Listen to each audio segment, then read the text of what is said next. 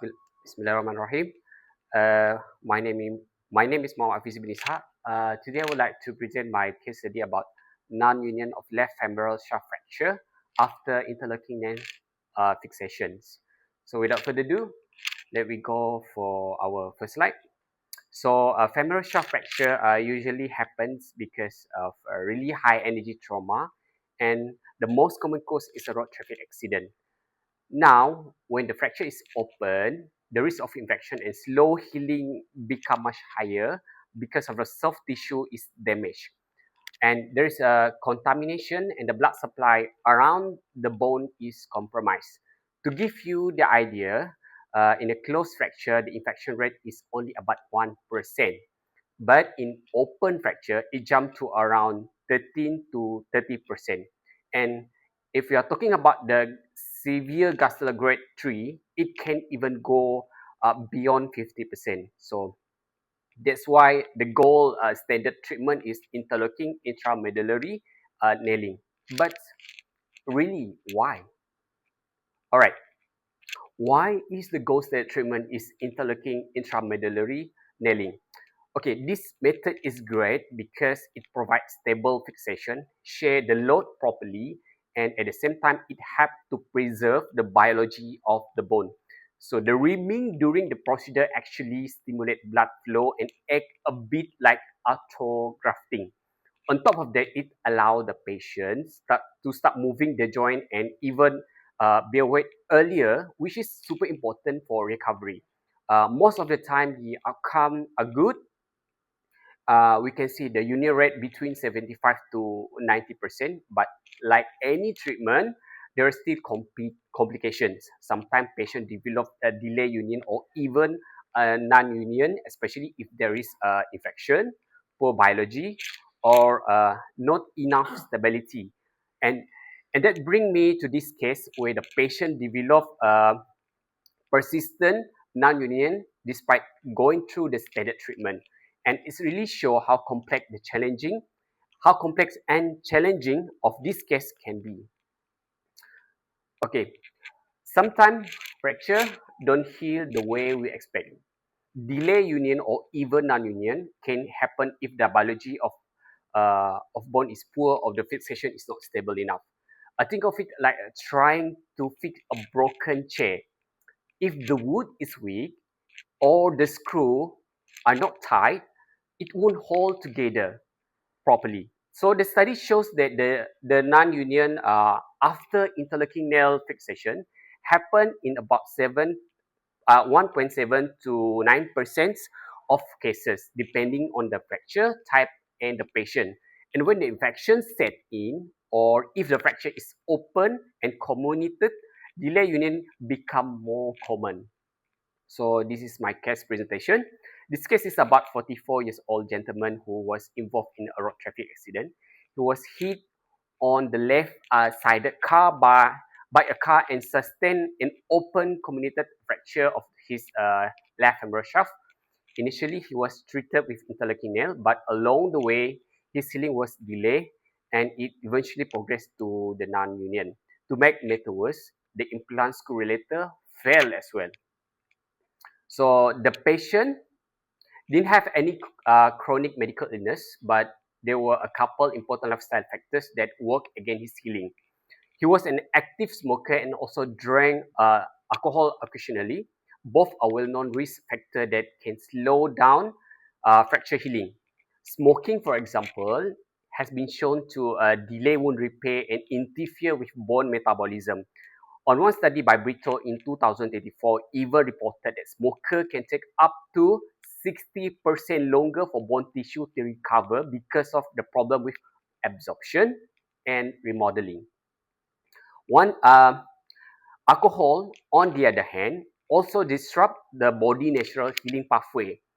And research by Zhu in 2022 shown that alcohol impair healing by affecting certain molecular signal. Specifically, it downgrades something we call MIR19A3P or microRNA 19A3P. This is the same thing. It's like a little switch or molecule that controls signal for bone and remodeling. when the switch is turned down, like what happened with alcohol use, the healing process slowing down also. Interestingly, the same study suggested that targeting this pathway could one day help offset the negative effect of alcohol and on bone healing. So initial assessment and ED investigation. When he first came into ED, the patient complained of pain on his head and left forearm and left thigh. On inspection, he had severe abrasion and open wound on the left forearm and a puncture wound over the femoral shaft. Thankfully, his distal neurovascular status was still intact. Looking at the X-ray, you can see the comminuted and display mid-shaft fracture of the left femur. There are multiple fragments and a clear break in the normal bone line, something we expect in high energy injury. The alignment is not good either, with obvious angulation and shifting at the fracture site. So the X-ray of the left femur show an intramedullary interlocking net in place after post-operative, running across the femoral shaft fracture. You can also see the proximal and distal locking nail, which is here and here. Oh, that. And then which the nail actually the function is to give both rotational and axial stability. The fracture fragment has been brought back into alignment, although a few fracture lines are still visible, which is uh, expected in the early post-op stage. Importantly, there is no sign of immediate complication like implant malpositions. So now, if you look at this ECG, you can see that the rhythm is a sinus rate. It's a sinus at the rate of 79 beat per minute. The red arrow highlight the QTC, which is borderline prolonged at about 459 milliseconds. If we move down to the inferior leads, that lead 2, 3, and AVF marked with the blue arrow, you will notice some non-specific T-wave changes. There are no pathological Q-wave or acute ST-Exmon changes. So overall, the impression is a sinus rhythm with a borderline QTC and a minor T-wave abnormalities.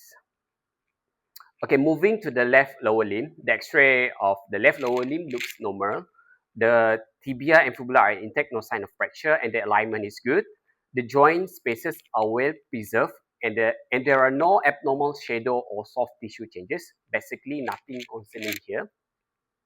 And finally, the X-ray of the left ankle in epilateral view show a normal tibia and fibula alignment at the ankle motifs. There is some soft tissue swelling around the heel, consistent with the clinical laceration, but no fracture, dislocation or foreign body. So overall, it's just a soft tissue and the bone are fine.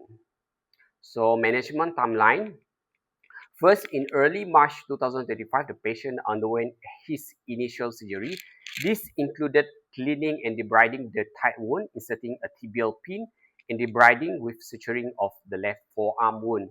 Then on 12 March, he went back to the operating theatre for a second loop debridement, and at the same time, interlocking nail was inserted to stabilize the femur. Finally, after surgery, he was managed with IV antibiotic, which was later switched to oral, given pain control, and started on physiotherapy. His wound remained clean, and range of motion exercise were initiated early to support recovery. And by May 2025, patient wound has healed nicely. He was already on a partial weight bearing. His knee could move from 0 to 120 degree, but the fracture line was still there. Then in June, the X-ray showed delay union with some anterior angulation and post-traumatic bone loss.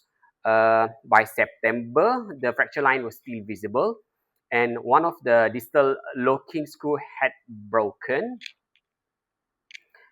It's a bit like when a ball in a structure give away because of the frame around is not healed or solidified properly. So altogether, this was consistent with a non-union. The chest X-ray come back clear, no acute of heart or lung problem. So he was fit for anesthesia. He was classified as ASA 2 and clear for subaortic block or spine spine block. The plan was to do the nail dynamization, which basically mean we removing one of distal screw. You can think of slightly loosening one ball and fix structure. This allow control movement at the fracture site, which can actually stimulate the bone to heal. The surgery was scheduled to for the 28th of October 2025, but the patient requested for the date to be readjusted. So the discussion. When we talk about non-union, what we mean is a fracture that failed to heal within about 6 to 9 months. So with no real sign of progress on X-ray, this is non-union. Okay. Radiographically, non-union are usually classified into three types. One is hypertrophic, oligotrophic, or atrophic, depending on how much biological activities and callus formation we can see. In our case, the persistent fracture line and the minimal callus suggests it's more in line on oligotrophic or even atrophic non-union, meaning the biology of healing was already compromised rather than it's being just a mechanical problem. Okay, next, when we look at why non-union develop, the causes usually fall into patient-related factors, number one. Number two is injury-related factors. And the third one is the surgical causes. On the patient side, the main culprit here are smoking, alcohol, diabetes, poor nutrition, and long-term steroid use. According to Williamson et al. In 2025, also highlighted the age, diabetes, and higher fracture grade, and even NSAID like paracetamol use after surgery can increase the risk of femoral shaft non-union. Smoking in particularly is a big problem. It reduces angiogenesis and osteoblast activity, which means bone healing is 2 to 3 times less likely compared to non-smoker. Uh, Z et al. In 2024 shown that how cigarette smoke suppresses key angiogenic factor like von Willebrand factor and vascular endothelial growth factor, lowering microvessel density at the fracture site and slowing down the healing.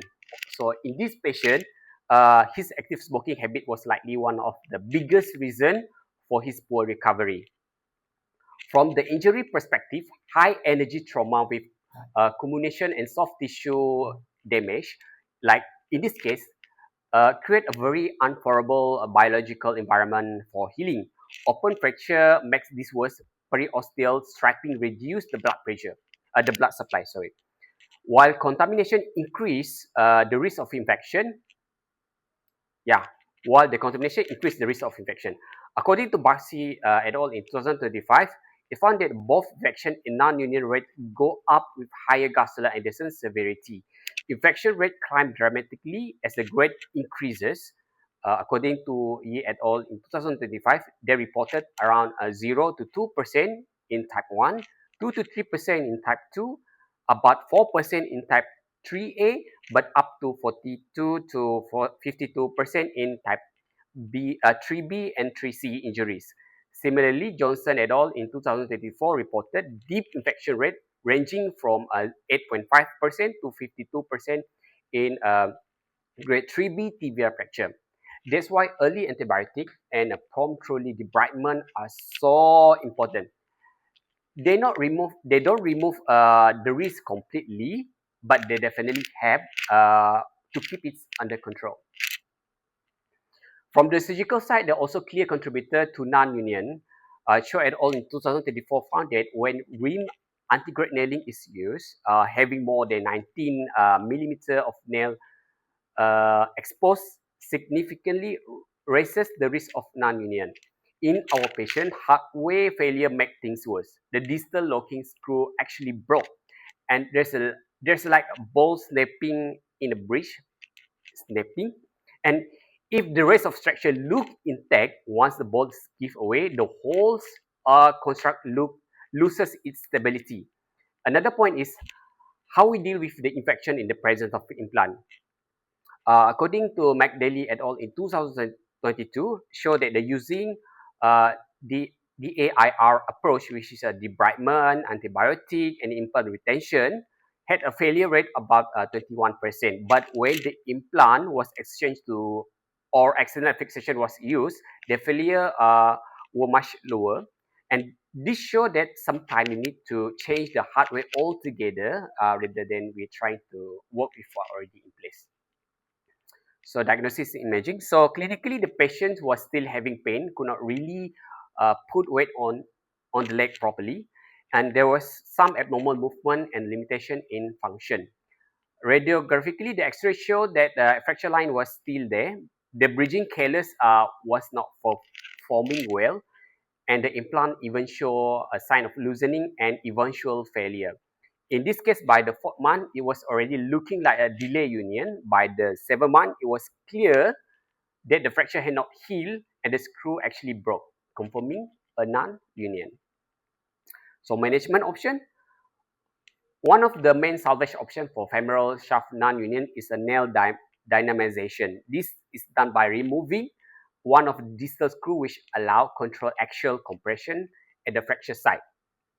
The success rate are reported between 54% and 74% overall, and even higher in carefully selected patients. So the best outcome are seen when the fracture gap is smaller and the small callus formation is highlighted by Pesciello et al. In 2021. If dynamization doesn't work or it's not suitable, another option is exchange the nailing. Here, the old nail is removed and replaced with a larger rim nail. This improves stability and stimulates new healing with reported union rate of 70% to 90%.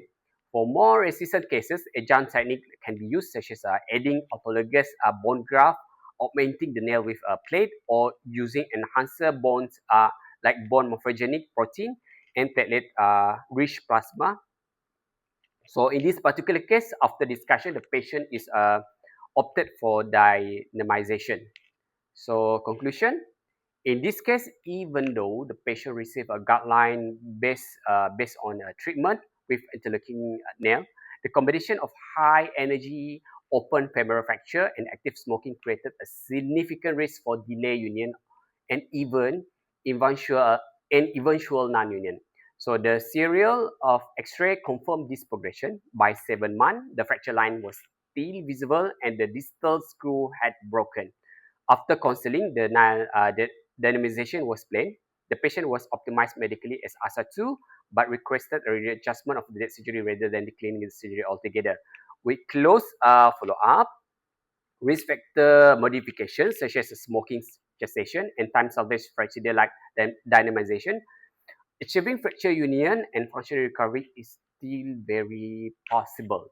Okay, so this is by references. So I'm open for Q&A session. Any question? How does smoking interfere with the bone healing process? How does smoking interfere with bone healing process? All right, interesting. Thank you for such a great question.